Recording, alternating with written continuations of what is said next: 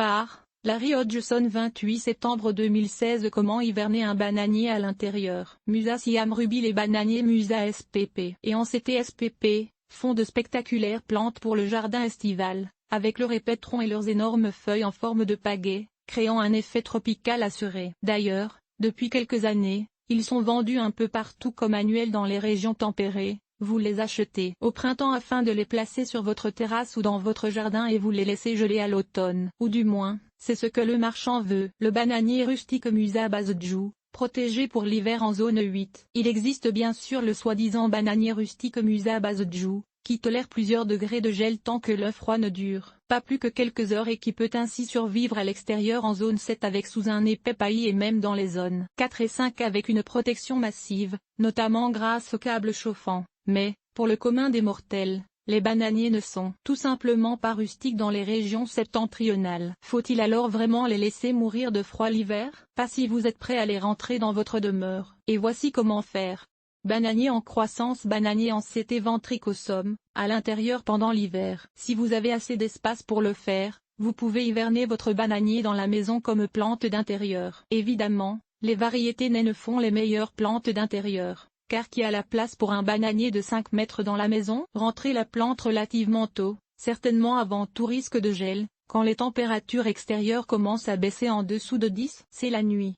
Notez qu'il est très peu probable que votre bananier fleurisse et fructifie un jour sous un climat tempéré à moins de le cultiver à l'année dans une serre chauffée, mais si vous voulez avoir la moindre chance de le voir produire des bananes, comestibles ou non, il faut le garder en croissance toute l'année. Mettre la plante en dormance. La deuxième méthode expliquée, mettra définitivement fin à toute floraison. Si votre bananier pousse dans un pot, nettoyez-le et traitez-le contre les insectes, voire pour une rentrée sans insectes pour plus de détails. S'il pousse en pleine terre, déterrez-le et empotez-le pour la rentrée en utilisant un gros pot et un terreau pour plantes d'intérieur. Il vous vaut une pièce bien éclairée, de préférence faisant face au sud et avec de grandes fenêtres. Encore, vous pouvez rajouter un éclairage artificiel intense pour l'aider à mieux croître. Tant qu'à le faire, ajoutez une minuterie et prolongez la durée de l'éclairage à 14 heures par jour, ce qui stimulera meilleure croissance. Pendant l'hiver, arrosez régulièrement et profondément, dès que le terreau est sec au toucher. Fertilisez aussi avec un engrais tout usage à la moitié de la dose recommandée, mais arrêtez à la fin de novembre pour reprendre au début de mars. Question ne pas stimuler une croissance étiolée pendant que les jours sont courts et donc que l'éclairage est faible. Si votre plante profite d'un éclairage artificiel intense,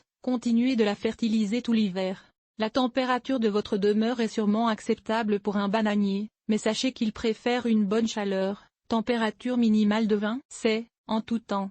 Bananier devant une fenêtre ensoleillée. Idéalement vous augmenterez aussi l'humidité, soit avec un humidificateur, avec un plateau humidifiant ou en l'entourant d'autres végétaux afin de créer un effet de jungle. Pendant le séjour de la plante à l'intérieur, supprimez les feuilles qui jaunissent. Normalement un bananier établi perdra une feuille pour chaque nouvelle feuille qu'il produit. Enfin, surveillez les tétraniques, araignées rouges, car ils adorent les bananiers, et soyez prêt à traiter avec une solution de savon insecticide ou un insecticide contentant du pyrètre quand elles apparaissent. Au début de l'été, quand les températures nocturnes extérieures dépassent 10 C, vous pouvez commencer à acclimater votre plante aux conditions d'extérieur en vue de son séjour estival dans le jardin. En dormance. Si vous manquez d'espace et d'éclairage pour maintenir un bananier en croissance dans votre demeure, vous pouvez le mettre en dormance pour l'hiver, car il pousse à partir d'un corme, bulbe, enfoui dans le sol. Notez qu'il y a des dizaines de variations sur la technique pour hiverner un bananier dormant. Je n'explique qu'une seule ici. Il y a moins de presse pour entrer un bananier que vous voulez garder en dormance. D'ailleurs, un peu de froid à l'automne et même une touche de gel ne feront que l'aider à se préparer physiologiquement à la dormance à venir. Coupez le pseudotronc pour pousser le bananier à entrer en dormance. Si la plante pousse en pot,